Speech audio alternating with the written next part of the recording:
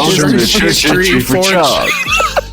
Chumpies! My name is John Simon, and this is Thomas Duell. Taylor Treadway. And we got a really exciting show for you guys. And I promise that's the most cacophonous thing that's going to happen all night. I'm not promising that. It's going to be nothing but smooth harmonies from here on out. Just that classic barbershop trio that you're used to. Taylor, I don't know if you know this, but the worst intro we ever had was I tried to interrupt John while he was doing his intro by sipping the last bit of my soda in my soda cup, and it strongly sounded like a water bong. Mm-hmm. And we didn't realize it until we had listeners going, was Thomas just like ripping a bong at the beginning of the episode? Yeah. So we had to reenact it and show people on video. I know you're really for Christian liberty, but damn. In the worst way sometimes. That's another level. Tommy hasn't quite beaten the allegations. Yeah, he's got a couple more hearings in his denomination, I heard, but things are looking up. I still hear about it from time to time, for sure. Yeah. Man, it's not Palm Sunday for the listener, but it's Palm Sunday for us, boys. How was the Lord's Day for you all? Dude, I was on my way to church, and so our church meets in the afternoon in another church's building, and so there was like a lot of people left there from the first church still, but there was also like people from our church that were there early, and so I'm driving up. There's a ton of I'm there like an hour and a half early. There's a ton of cars in the parking lot, and I literally Googled what is the time in Arizona while I'm pulling in the parking lot because I was concerned that. Because for those of you who don't listen in Arizona, we're not on daylight savings time. We don't observe it. We're the free people. And but every once in a while, our phones rebel against us anyway, and we still get pwned by daylight savings time. But I was fine after all. We had a good service. How about you, Taylor? Do you think if your church had like a brawl with the church that owns the building, like I mean, I know we both know and very much love the pastor of that church, so we're going to be mindful, but I don't know. What do you think? How would you guys do? Like who would win? Yeah, if it was just a battle for the church. I think the Friends denomination who we rent from, I think they're oftentimes they're pacifists. Oh, you just pummel them then. Yeah. No. If they're at the spot where they're actually having to fight, they're going to go in full on. Like if you get the pacifist to fight. So I don't have us in that battle. Oh, wow. Okay. All right. Yeah. Tay, how was your Palm Day? The Lord was worshipped. We sang some songs. Mm-hmm. I pulled a typical no when you're teaching. So if those who don't know, I teach a Sunday school class, and I taught them all a Greek word today. And I tried to not sound pretentious, but we were in gyro. Yeah, it was. So then we went out to lunch, and we just actually didn't do Bible study.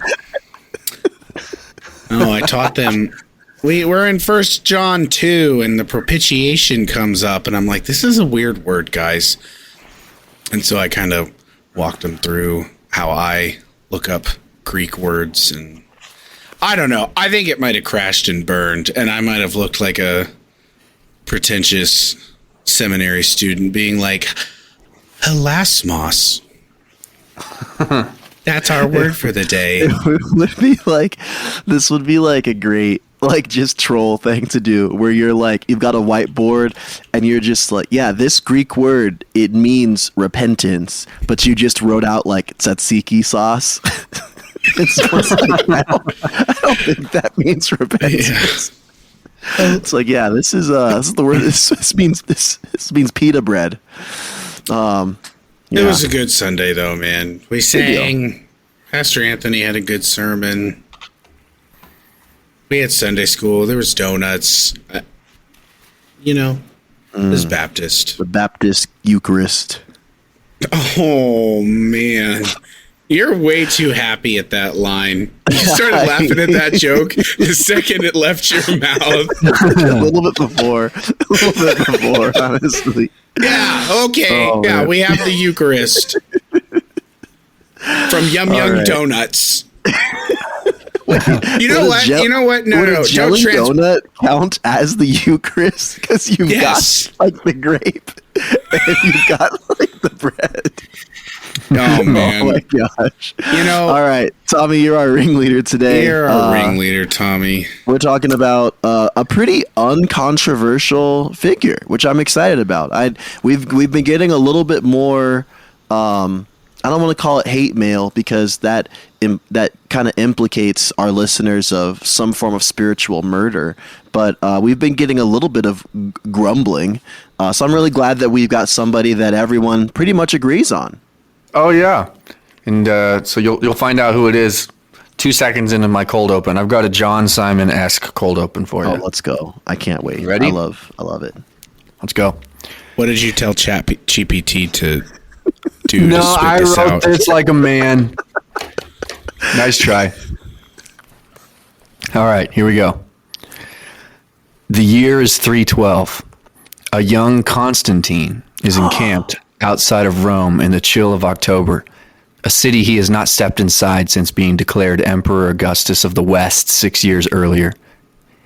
Inside the ancient city stands Maxentius, the slighted son of an Augustus who has taken matters into his own hands and set up royal shop in Rome. But this will be no ordinary battle. As Eusebius put it, he has made a pit and dug it, and has fallen into the ditch he has made. His mischief shall return upon his own head, and his violence shall come down upon his own pate. Speaking of Maxentius. This was not simply a battle of human might. This was a battle of the gods. Inside the city, Maxentius prepared for the battle with dark arts and sacrifices to the old gods. Outside the city, the young but battle-seasoned Constantine was doing what no Roman general and certainly no emperor had done before. The soldiers' helmets and shields were being adorned with the first two letters of the name of Christ, Chi and Rho. For Constantine had received a vision, and the Christians in his council had given him an interpretation. This is the battle of the Milvian Bridge. This is the dawn of the West. Ooh, that's good. Dude, I just want to hear like some like deep brass, like. Yeah, man. That would have been perfect. Oh man, that was really good, Tommy. Have there been any like Sweet. Christian metal bands that have taken advantage of like Constantine or his lore? Like, is Dude, there like a there's, metal band like, called Cairo? There is a Christian metal project for quite literally anything cool that's ever happened in church history. It might have 12 downloads on like SoundCloud, but it exists. That's fair. Yeah, there was That's a metal fair. band called Luther's Hammer that I followed for a little bit. Oh wow. Okay, that's kind of cool. Actually, they are a hardcore band. A hardcore band, probably Baptist as well. Yeah. That call Lutherans themselves. definitely don't have metal music, I don't think. Zwingli's pen doesn't have the same, rhyme to it. Absolutely Anyways, not. carry on. Absolutely not. So, yeah, we're going to talk about Constantine, and that is a massive thing to endeavor to do. And so we are going to try to just address it at a low level, kind of break the ice with Constantine. This really is a follow-up episode to the one that the good Dr. John Simon did, I think 2 episodes ago, where he talked about, maybe it was the last one for you guys, I can't remember, but where we talked about the 4th century, 3rd century persecutions. 4th century. And yeah, 3rd going into the 4th, I guess. End of 200s, early 300s. Mm-hmm. Yep. And we talked a lot about what was called the tetrarchy, which is a rather complex time in Roman Empire history, where if you remember, for the first time ever, the governing of Rome is split between 4 rulers who share power kind of as equals, but there's some hierarchy there. So if you remember, the tetrarchy means rule of 4, and you have 2 Augusti who bear the title Augustus, and then 2 Caesars. And it's kind of like the Caesars are the ones who are going to be next in line to be the Augusti when the Augusti retire or die. And then there's always, or at least when Diocletian was ruling, Diocletian, the one who set it up, was also kind of like the top dog of it all, even though they all shared rule. And the idea was that there would be peaceful transfer of rule from one ruler to the next. And they also were thinking about, they were trying to set it up in a way where they would change kind of the old order of things, where the son of a ruler would take over for his father. That's why they set it up so that the Caesars would take over for the Augusti, and then they would pick new Caesars. Very complex. Basically, this tetrarchy is going to last until, I think, around like 320, long after Constantine starts his rule. But it's in various forms. It gets very convoluted. There's so many people whose name starts with Max who are involved in this at one point or another. It's very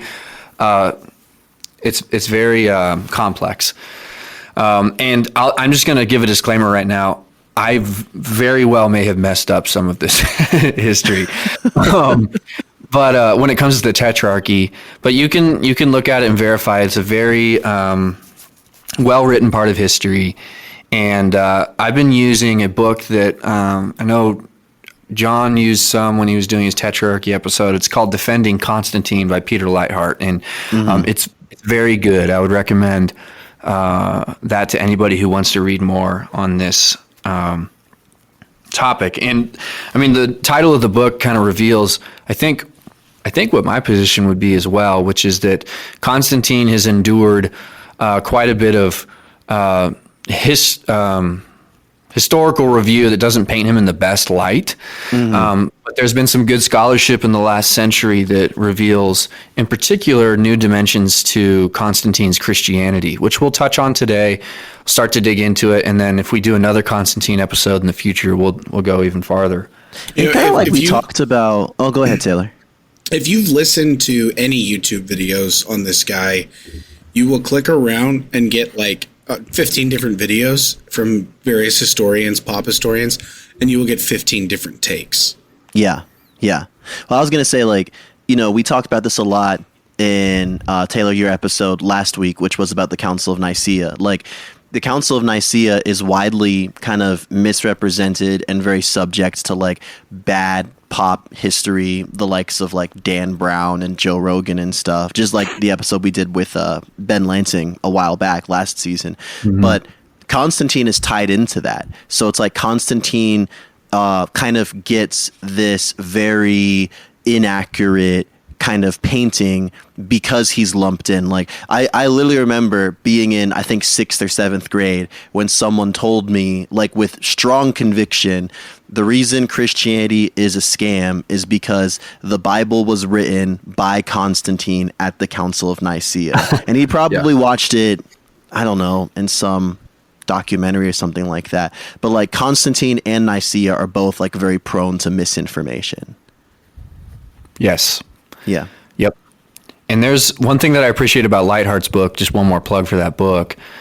He quotes a lot of Constantine's own words, which is really helpful. Like when you just read stuff that we know Constantine wrote, sermons that he preached to his court, edicts that he sent out.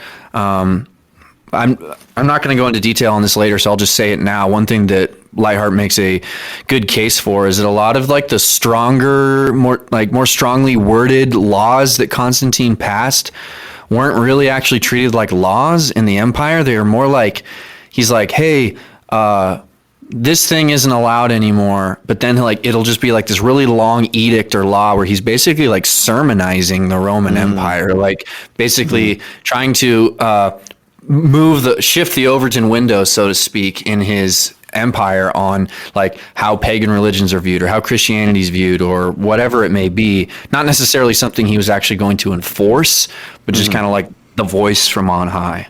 My man just casually said Overton window.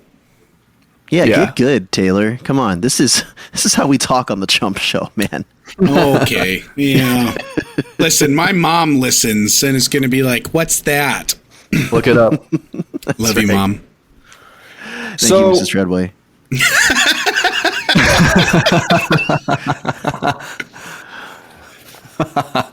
By the way, shout out Taylor's dad. Dude, I never would have expected that to happen. Okay, so for the listeners, this whole like ongoing saga of Malta. Also, once again, shout out Malta. Shout out Malta. Thank you for listening. Shout out Malta. So my dad has like found. Is it Grok? Is that Elon's AI? Like Grok, yeah. Mm-hmm. Grok? I don't know. I don't do computers. Anyway, my dad has found Grok, and I don't know if my dad works at work anymore. I think he just plays on Grok all day. And just straight up generated all these photos. And like the thing is they got like progressively more extreme. Like there was just one guy from Malta holding a sign that said like I love Taylor, and then like by the end there was just like throngs of people with all these signs that say I love Taylor of Maltese natives. Amazing. Yeah, good stuff. Shout out Taylor's dad, shout out Grok 3, amazing AI image generation. Definitely. Sponsor us, Elon. Yep, shout out Elon. All right. Okay. No. Redcon. Absolutely not. Carry on, though. Yeah. Moving on. So, how did we get to this point outside the north side of Rome along the Tiber and the Milvian Bridge? Well, in the year 305, John hinted at this in the tetrarchy episode, but Diocletian is like, I'm done.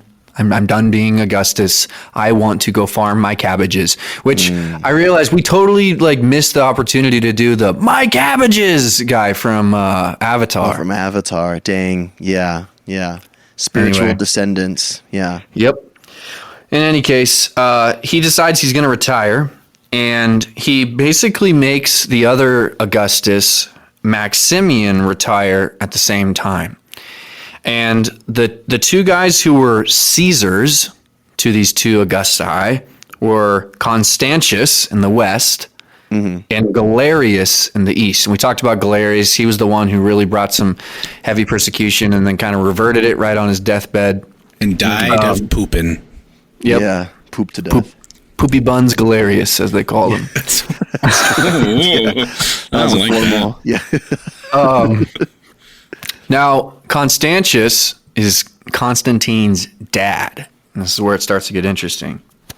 So, when the two Augusti retire, the Caesars move into their position. So, Constantius becomes Augustus of the west, and Galerius becomes Augustus of the east.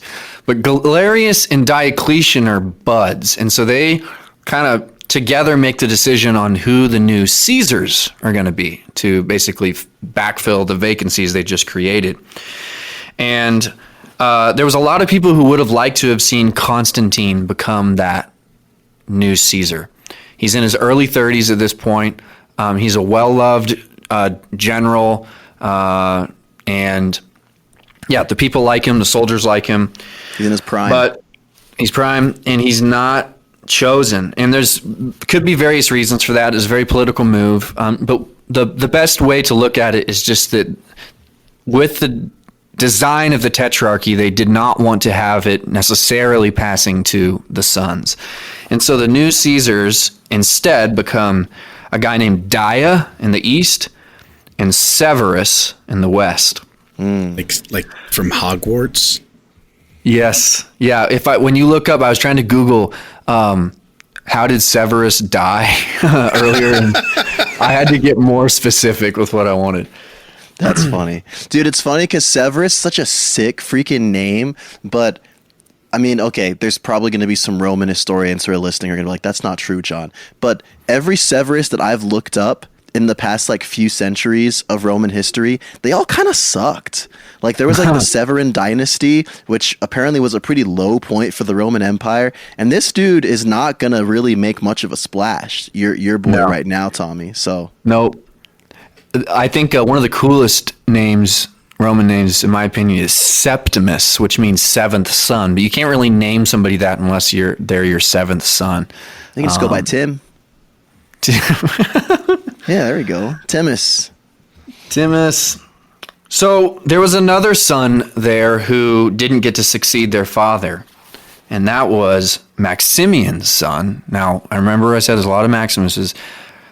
Maximian is the Augustus that just retired. His son is Maxentius. That's the guy I talked about at the beginning who's going to set up shop in Rome. So that's in 305. And then within a year, big things are going to happen both for Constantine and Maxentius. So with Constantine, he's basically like a general in Galerius's army. And he really wants to go join his father in the west, who's the new Augustus. And Galerius does not want him to do that. But Constantius asks over and over, finally gets approval for Constantine to go.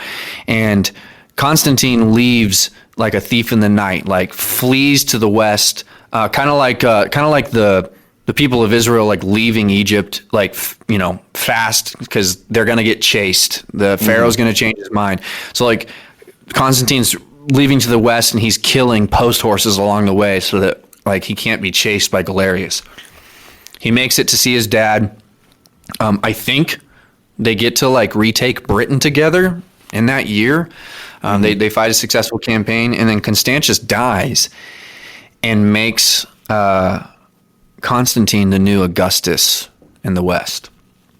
Which is a big deal because that's not like you had just said, Constantius making Constantine the new Augustus is already kind of breaking the rules of the tetrarchy, right? Because he's not supposed to appoint his own successor. That's supposed to be a collective thing, right? Yeah, and there's this weird moment that happens like later, I think. I don't have good notes on this, but like Diocletian actually comes back out of retirement at some point in the next 6 years and kind of like settles things, and they make Constantine Caesar instead for a little bit. It's confusing. We're not going to get into interesting. it. But okay, yeah. So then that was in 306. Maxentius is living in Rome, and Galerius, the Augustus in the east, does this thing that no one had ever done, and he imposes taxes on the citizens of Rome, which was like a all-time no-no. Citizens of Rome, who actually live in Rome, had long enjoyed this like imperial rule that they wouldn't be taxed. It was like one of the benefits of living in the city. Yeah. And so people are not liking Galerius, and in 306, the Praetorian Guard and the Senate say Maxentius is the new emperor, and he starts ruling in Rome. So you've got this like really weird situation where you've got like an Augustus and a Caesar in the east, you've got an Augustus and a Caesar in the west, but like none of them like rule out of Rome. Maxentius is there, and he's like, I'm the emperor now. And dang, honestly, it kind of makes a little bit of sense why he did that. Like the people of Rome were not liking Galerius's rule. The Christians in Rome had been really persecuted with Galerius's edicts, and Maxentius, one notable thing about him is that he ends those persecutions for a time. He's not like super into the Christians, but he does end the persecution in Rome over that course of that 6 years. Man, that's kind of a bummer to think like how badly this unraveled, because one of the reasons that I read that the tetrarchy was imposed was so there would be a clear system of succession, because throughout the 3rd century crisis, there were so many issues with succession happening that were allowing all this disorder. But it's almost like in making 4 leaders instead of 1 just made 4 like difficult areas to properly structure succession, because now there's like all these different areas of disagreement, and I'm the boss, no, I'm the boss, and yeah, it's kind of falling apart immediately. There's this really a crucial thing to understand that in Rome, what really kind of sealed authority for someone was them winning like a battle. And so like if you had someone challenge the authority of an emperor and then they win, that was so tied up in their like vision of like the gods, that was like a big, like the way that you showed that the gods were on your side was by winning, which is going to play in massively into why Constantine is able to really drive Christianity forward in the empire, because he wins everything all the time. Like he just he really seals his authority. And it also shows why Diocletian is able to keep coming back. Like when they get him to come back from his cabbage farm, they still listen to what he has to say, because at the end of the day, he still was kind of the head honcho, even though he had retired. Retiring and like peaceful transfer of power was like not exactly how the Romans were used to things. So yeah, complicated, fascinating time in history. Okay.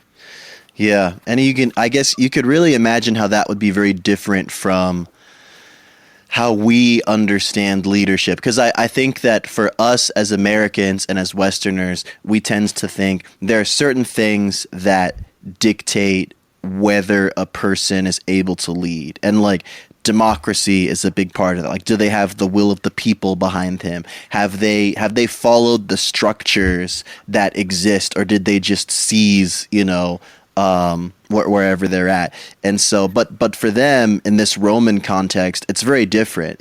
There's a lot of, just kind of like you said, like if victory is a big part of it, then that's going to play a big factor into how someone is received as a leader in this. Yeah, that's interesting. Absolutely. So then over the course of the next 6 years, Maxentius gets to rule in Rome. And it's kind of like they all let him do it, but then he starts to kind of cross them. And Galerius is getting nervous about him. And so, if I remember correctly, the way it works is Galerius sends Severus, who's the Caesar in the West, to go stop Maxentius. And Severus goes, and Maxentius beats the brakes off of him and executes him. Sad. So then it's like, like now he's kind of like getting testy here. So Constantine goes to meet Maxentius, who is threatening the unity of the empire now with the way he's conducting himself. So that brings us to the way we opened, as now we're to meet. No, he's going to battle, not to just go meet. They're gonna chat. Yeah. Right. They're getting together at Starbucks. Galerius told him, you need to take back Rome, essentially. Right. Yes. Right. And this is actually really interesting. This would be such a cool, like, cinematic moment, because both Maxentius and Constantine were the scorned sons, because Constantine was the son of Constantius that was overlooked. Maxentius was the son of Maximian. Yep. Yeah, Maximian, who is overlooked. So these are like these two dudes. Oh, this is a very like Prince of Egypt, like the two sons reuniting to like, duke it out for supremacy. This is cool. This is a cool time. Yep.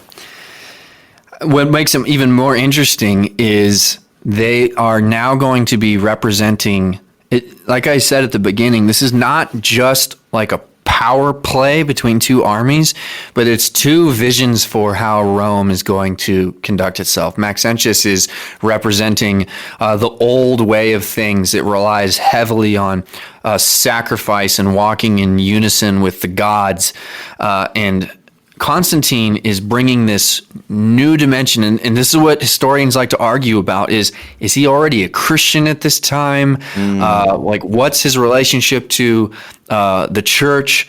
But the biggest thing, this is probably one of the most well-known elements of Constantine, is this vision that he has. And Lightheart makes a really good case that there was actually two different things that happened. So one account we have is that there was a sign in the sky that Constantine and his whole army saw, where they saw like a cross in the sky.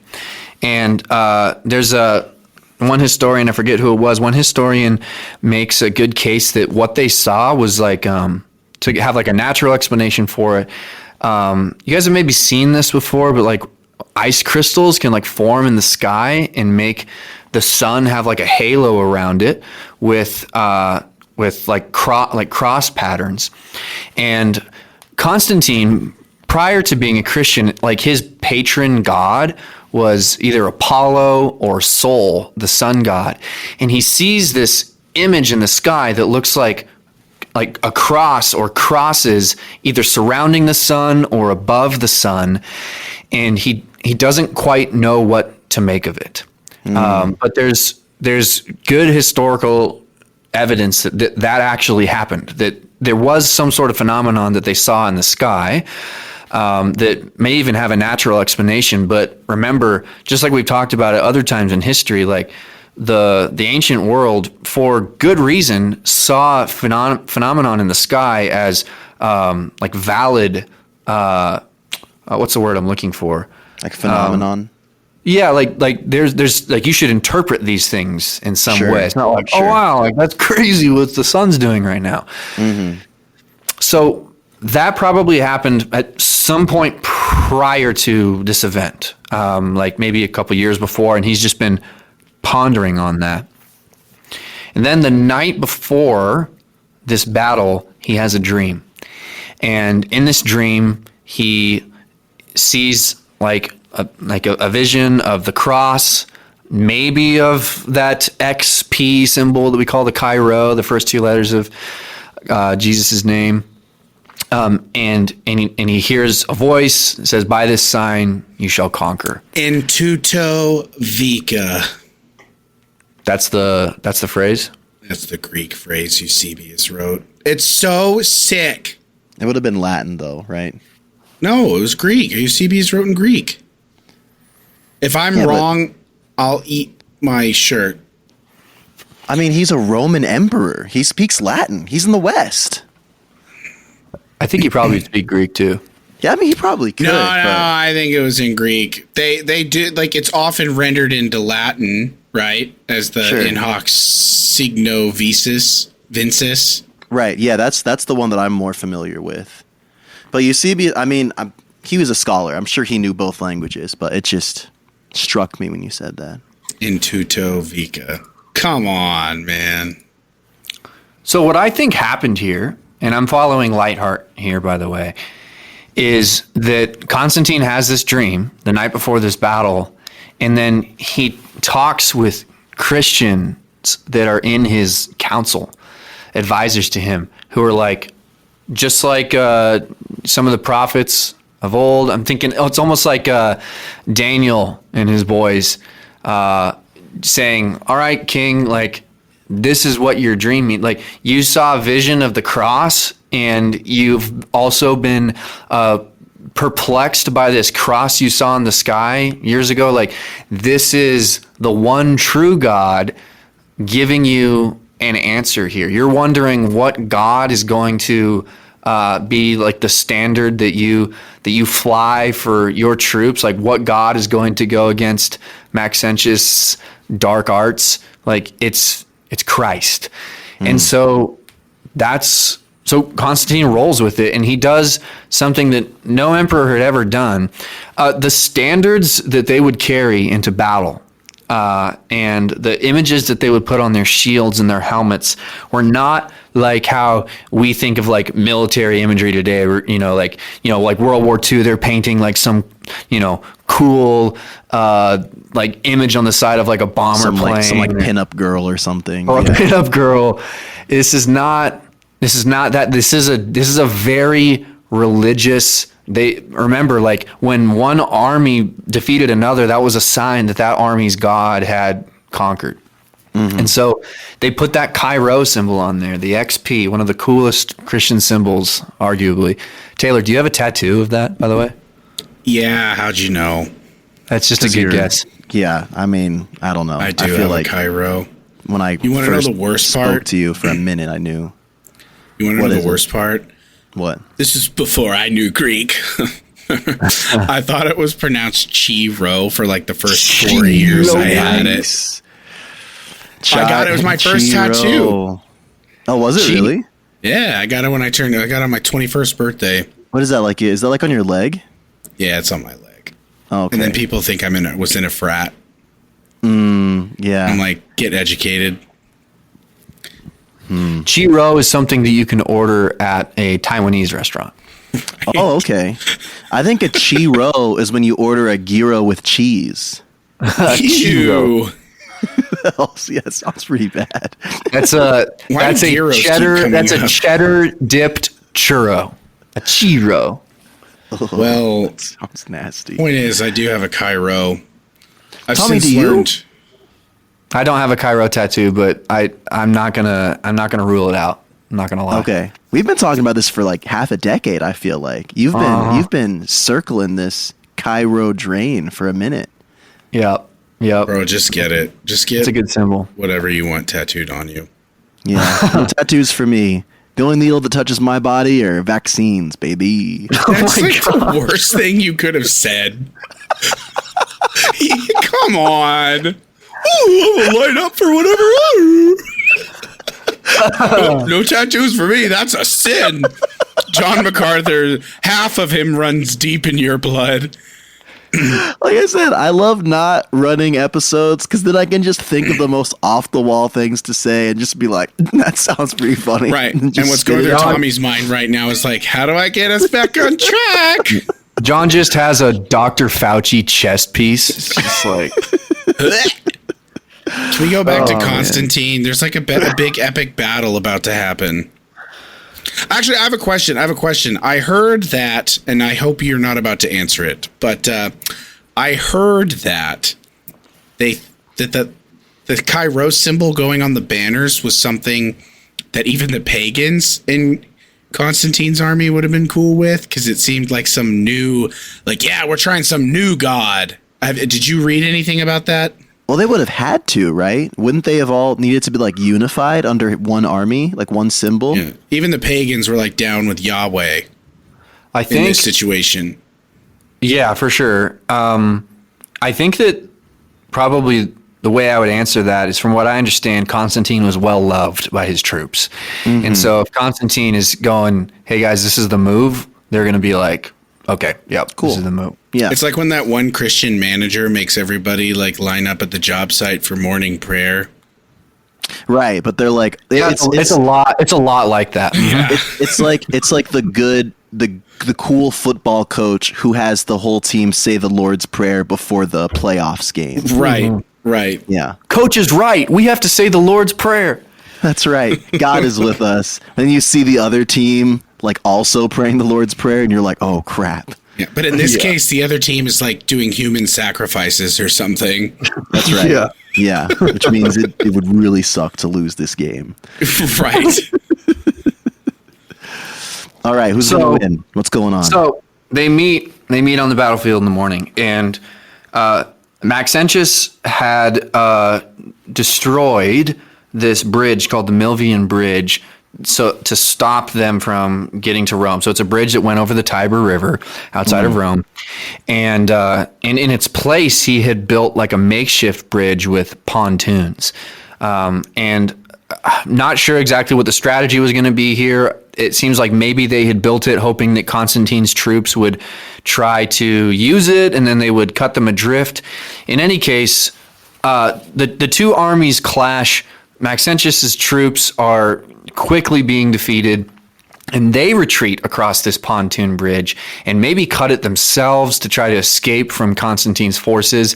And like the Tiber River, which is apparently pretty wild, just like routs them. It's this, they're already getting destroyed by the troops, and then this bridge dissolves, and in any case they find Maxentius's body drowned downstream later in the day, and Constantine's forces won the day, and Constantine enters Rome, and he's pretty much celebrated. I think Maxentius had become odious to the people of Rome by that point, and Taxes will do that to you, man. Yeah. Well, Dude, what's remember interesting? Oh, go he ahead. was the one that stopped the taxes, but I think he had done other things to make them not like him. Oh, I see. Well, you mentioned what's interesting is like this, you were kind of saying this is like two conflicting stories going against each other, where Galerius kind of represented this old guard, Maxentius kind of represented this old guard of Rome. And what's interesting is like he really did, like he represented the emperors who who stormed the palace, who were performing coups and overthrows, and like it was very backstabby stuff like that. But Constantine kind of represented this like new order of like, no, we're going to play by the book. We're going to, go about these things honorably. So in an interesting way, like this new stability that Diocletian had tried to establish in Rome, Constantine was kind of the one who kind of brought that back a little bit during like a time when it was starting to fall apart. And then the tetrarchy doesn't last for much longer after this. Doesn't Constantine become like the head honcho pretty soon? Yeah, he's going to move on from here and start cleaning up shop in the rest of the empire. I'm not prepared to talk about that story, but I think within 8 years, he's the sole guy. Wow. Yeah, that's really interesting. That is really interesting. So we don't really have time to go into much more of Constantine's story, but I'll give us just a couple more nuggets, and then we can chat about it as long as you guys want. But sure. What Constantine goes on to do from here, first of all, he's not the one who technically legalized Christianity. Remember, that was actually Galerius a few years before he died. And well, the Edict of Milan. Yeah, the Edict of Milan is basically that being ratified and like continuing that. But the trajectory was already that Christianity was legal in the empire, but now he's like giving it driving force. Like I'm the big dog now, and yes, Christianity is continuing to be because the Edict legal. of Tolerance was 311, and the Edict of Milan was 313. I think. I think the Edict of Milan just probably, just cemented what had already been established. But what Constantine is going to do, and I'll frame it this way for our discussion. Constantine changes the very fabric of the Roman Empire, not just by giving Christianity a prominent place, but he starts to disrupt the fabric of the Roman Empire by doing away with sacrifice as being like the core of what it means to be Roman. Starting with preparing for this battle, Constantine did not sacrifice to appease a certain god before he goes into this. I mean, going into a battle as a distinctly Christian general is going into a battle that you have not sacrificed for, because there is no more sacrifice for Christians. And this was always the thing that got Christians in trouble with various emperors, was they would refuse to participate in the Roman cult of sacrifice, and that would be how they would test. That was like the shibboleth for the Christians living in the Roman Empire for years. Is emperors would go, well, you can be a Christian, you just need to do this little sacrifice, give a little pinch of incense, right. And they would always refuse to do that, and it would get them in trouble, and they'd be persecuted from there. And Constantine, in a sense, solves the Christian problem by removing the role of sacrifice in the imperial system.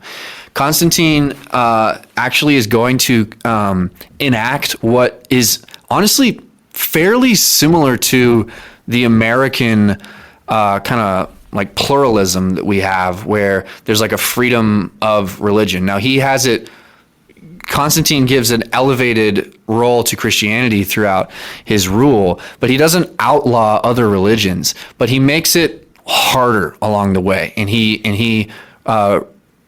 he's constantly like deconstructing the role of sacrifice in the Roman Empire. At certain times, he's going to pick on certain pagan practices more than others and in different parts of the empire. But for him, it's always about unity, not only of the empire, but also unity of Christianity. I've got a quote from Lightheart here. He says, "Pagans charged that the church endangered the empire because Christians failed to honor the ancestral gods. And Constantine's perspective here reversed the pagan criticism. He believed that his own safety, and therefore the safety of the empire whose management had been given into his hands, depended on the church maintaining right worship of the Christian God, and right worship involved at least unity." So this is going to be a big part of why he's interested in the Council of Nicaea. Constantine really believed that if right worship of the one true God is going on in his empire, that is going to ultimately bless the empire and him as the ruler of that empire. And so he wants the Christians to thrive, and he wants them to get along. And by making sacrifice like not be the central emphasis of the Roman Empire, this is going to make being a Christian a lot easier in the empire, and it kind of solves the dilemma that Rome had, because Rome was always about sacrifice, and he does away with it. That is really interesting. Everywhere are drooling at what you just said, Tommy. If only the good fruit kept rolling from this idea, but that will save that for another talk. What's interesting to me is like, when we listen to this from a modern perspective, I think we think to ourselves, but Constantine didn't have to be Christian to remove the emphasis on Roman religion and just be all about tolerance. But I think what that viewpoint fails to acknowledge is that, like, the idea that religion and state practice should be divorced did not even come close to existing at this point in history. And so, like you said, Tommy, like, for Constantine, he wasn't just going to be like, oh, well, let's just all worship our own individual gods and maybe we'll just be fine. Like, what he was really about was, okay, let's give free practice to everyone. So we're not going to burn any more people or, hold bonfires with Bibles and stuff. But we do need to focus on what the one true God, because at that point, being an emperor did mean in some capacity being a religious leader.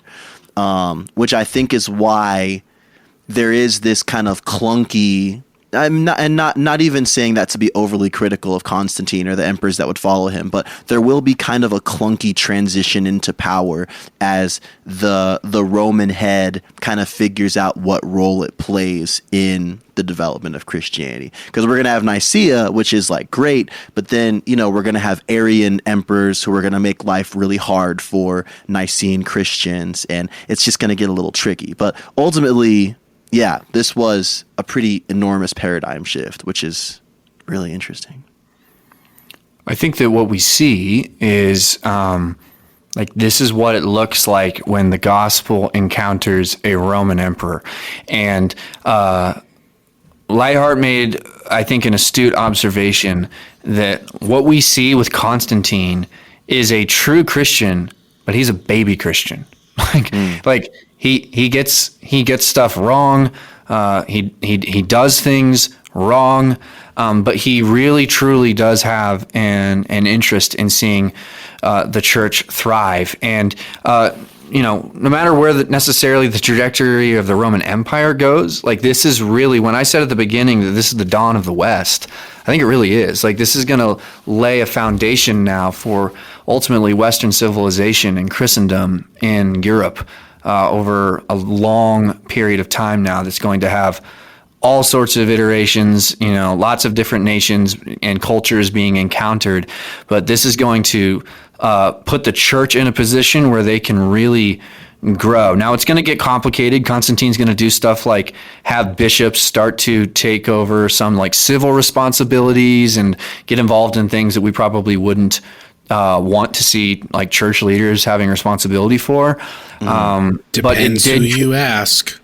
It did create a great season of blessing in Rome. Sure. And I think that's hard to argue against. Mm-hmm. Yeah, I think there are, and maybe this is something that we can kind of dialogue about with the three of us. There are a lot of people who I think default to the understanding that this is when the church starts to head south. And I think like even in my like Protestant-y upbringing, my understanding was always like there's this kind of golden era of the church that happens often overlapped with the severe persecutions. But once there's like this intermingling of faith and government, for lack of a better word, things kind of start to decline. And I don't think that's 100% true. One, because this is before some heavy hitters like Augustine and several other church leaders are even going to have their heyday. So saying this is the decline of the church, I think, is a little bit of a generalization. But I don't know what comes to mind for you guys when you see this. Is this What do you think, Taylor? Why don't you start us off? I mean, I think it was obviously as Tommy said, the foundations for the West. I think it's very easy to sit back and say, well, this went wrong and this went wrong and this went wrong and Constantine this, so he might not have even been a real Christian. But the reality is what he did was essentially lay an extremely strong foundation for the church to spread and operate freely. So like human sin is going to corrupt everything in some form or fashion, but obviously this was like a big W for the church. Okay. Tom?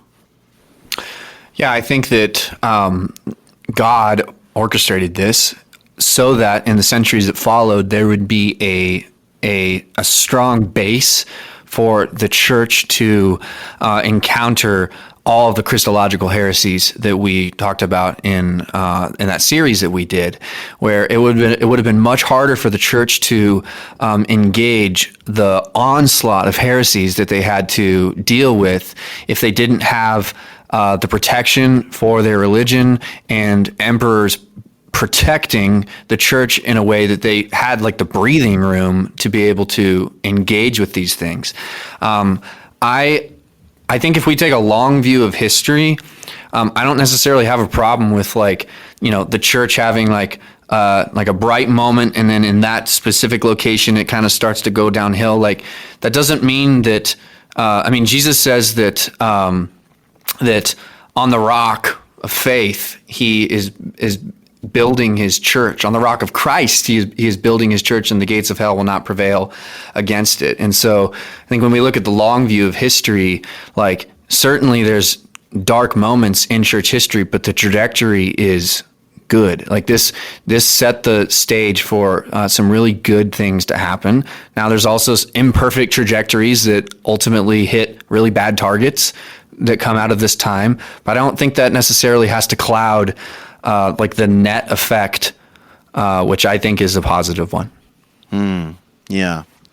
I think that I want to be more mindful of, like you guys have mentioned, like the fruit. And I think something that we can talk about in kind of our follow-up episode of Constantine is a lot of the beneficial stuff, because he is going to he's gonna abolish the Colosseum, which is pitting slaves against lions for entertainment. He's gonna criminalize acts of sexual violence against women. Like all of these things we would say are objectively good things for any leader, Christian or not, to be doing.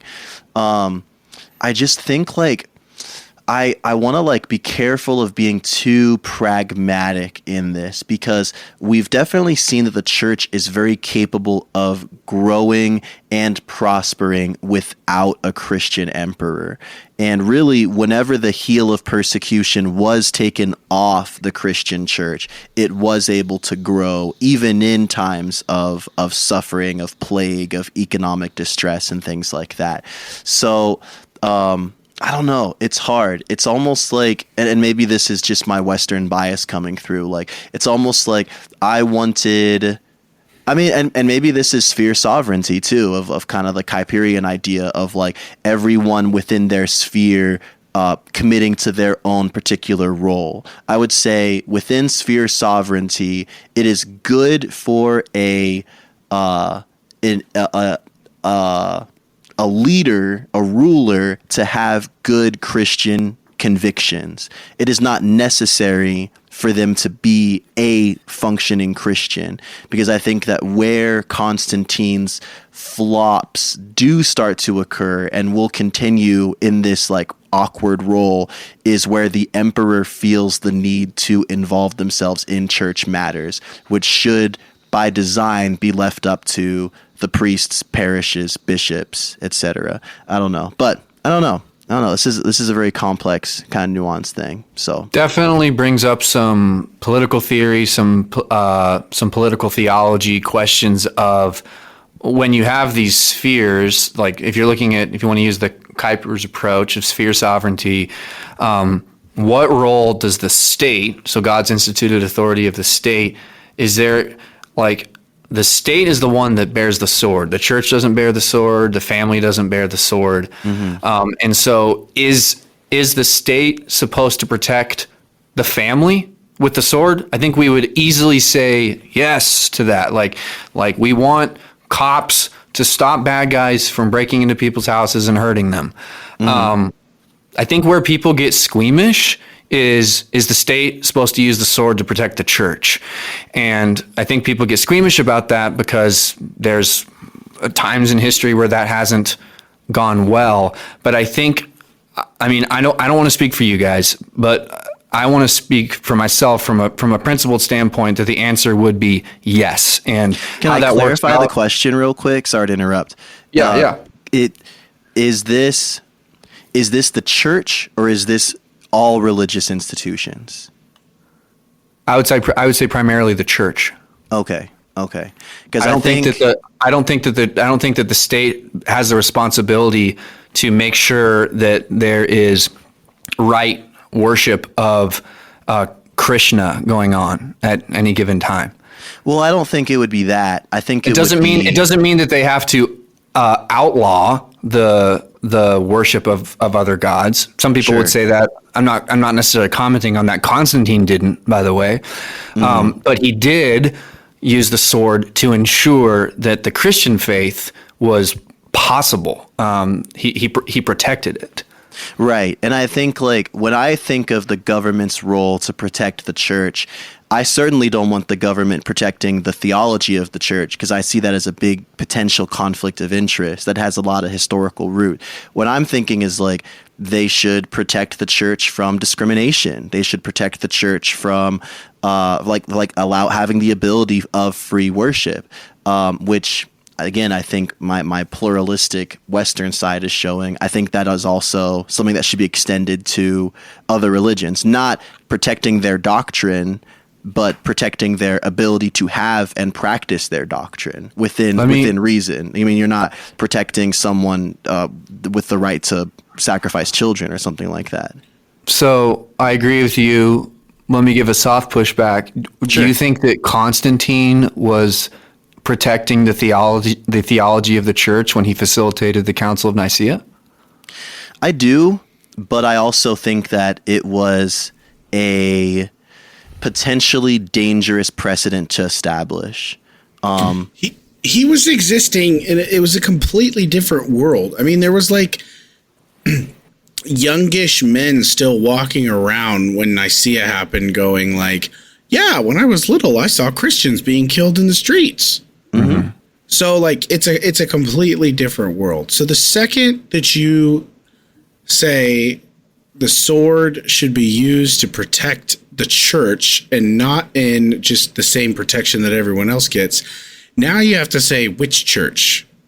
Well, that's the thing, though, right? Which theology, which doctrines are they going to protect? And this is like my pushback, though, right? Is like if Constantine was an Arian and his depending on who you talk to, during several phases of his life, he will be an Arian.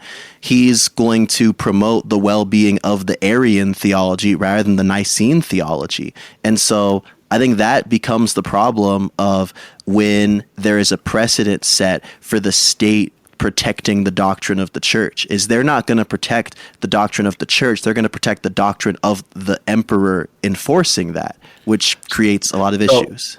I would argue that this is why the creeds are important, because that does give us a sandbox to work in, right?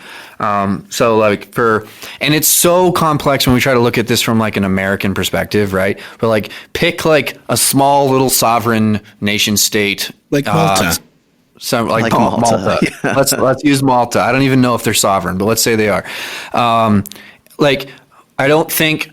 So it was easy for like early emperors to play in that sandbox because the church still had enjoyed a ton of unity, right? Like the bishops all saw themselves as being part of one church. Whether they agreed on everything all the time, that's another story, but they didn't have, like, before the East-West split, right? Like, at that time, you've got everybody functionally on the same page. What about North Africa, though, man? Like, the Donatists had already severed. The schismatics, man. You still don't even have this unity, unfortunately. That we want to paint the picture of. Look, I'm like super biased in this fight because I'm very much pro separation of church and state. So like maybe I'm just like putting all my cards on the table. Like I don't even think the 10 Commandments should be in public schools. I don't think we should have public schools. So how about that? Look, me neither, technically. But the 10 Commandments should be printed on paper. Just carve them into stones and I'm just trolling. Put them in every daycare, John Simon. Yeah, I mean, it's tough, dude. I mean, because Constantine, I mean, I think we can all agree the Council of Nicaea was dope, and we're grateful that Constantine allowed for it to happen. And like you talked about last week, he was financing and payrolling a lot of the bishops to be able to come out for that. But yeah, I mean, what does that look? What does that principle look like applied to a modern day setting? Does this mean that the church, that the government gets to take away tax exempt status for churches that aren't practicing do not affirm the theology? BFM 2000? Yeah, I mean, I think that could be really problematic. I think people who consider themselves Orthodox would love that idea, but again, like the government is going to shift on how orthodoxy is defined. So I don't know. Yeah. What does that look like? You have to defend free speech. Like you have to. And then you can get into like all the different ethics and everything of like Albert Mohler always roots things in the Imago Dei, right? Well, if you're like, of course, you just quoted Albert Mohler. I did. Hey, no judgment. No judgment. Yeah, but he always roots things in like, is this protecting the Imago Dei? I think that's like a fair line. That's not really I don't know, man. Got to let people gather and worship. And if they want to gather and worship Satan in their spare time and bring their children to be edgelords, you got to let them do it, because at the end of the day, I want Tommy to be able to wear his collar and do his weird confessional covenantal stuff while I drink my Welch's grape juice and sing Phil Wickham. You know what I'm saying? What do I do, Taylor? I don't know. What do you do? You don't even know what you do. I'm a free agent right now. Listeners, please try to convert me somewhere. I think the question that we need to ask when we look at history, and I think those shoes that we need to put ourselves in when we look at various Christian rulers throughout history, is some of them find themselves in rule. And I would say Constantine is the first one that we see doing this, where Constantine presumably hears Psalm 2, which tells, hey, listen, kings of the earth, kiss ye the son, lest he strike you with his rod of iron. I mean, if you're going to have a Christian ruler, what is he supposed to do? And this is so much of church history is arguing this question. It's a very hot button issue even in our own nation right now, thinking through what is the role of Christianity in our nation. But I think that we have to put ourselves in the shoes and at least adopt a posture of understanding that at sometimes in history, we do have powerful rulers who claim Christ. What are they supposed to do with that power? Yeah, what does it look like for a ruler to kiss the Son? I think that's fair. And I still I was super pro Nicaea. I would say I still am. I just understand that the context for that is extremely different than our world right now. Absolutely. Yeah. Absolutely. Yeah. I mean, I think what's the equivalent of what Constantine did with Nicaea that could happen today? Like the government sponsoring a big church conference for I don't know, some gathering. It's like the largest Protestant denomination, maybe. You know, what do you mean?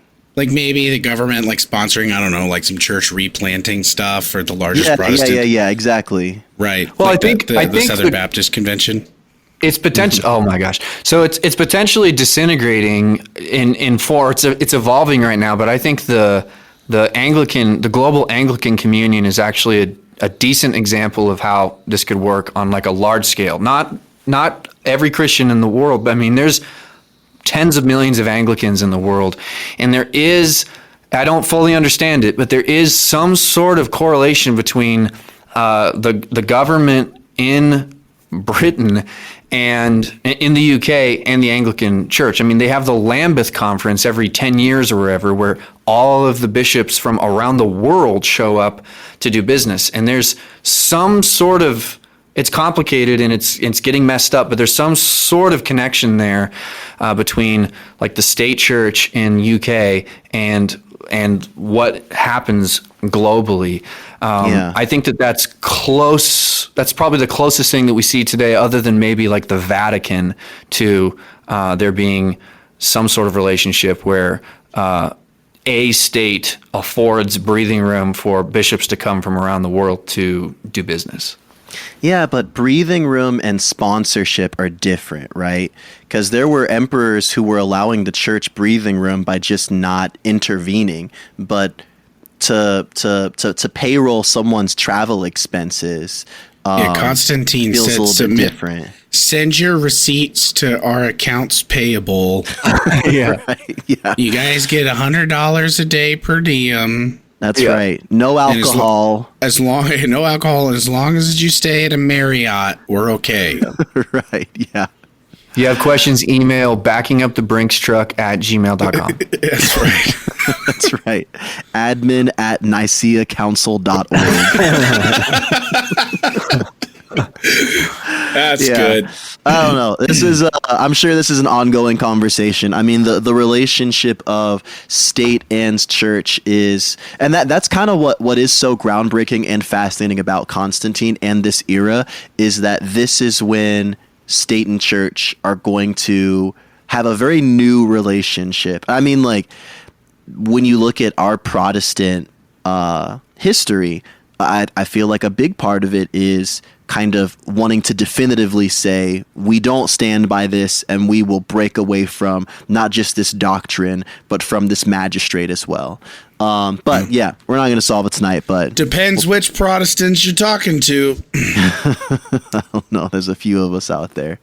Am I even Protestant? I really feel not. Oh my gosh. I'm not sure, dude. I You don't better. know. I could be Syriac, bro. I could be Coptic. Okay.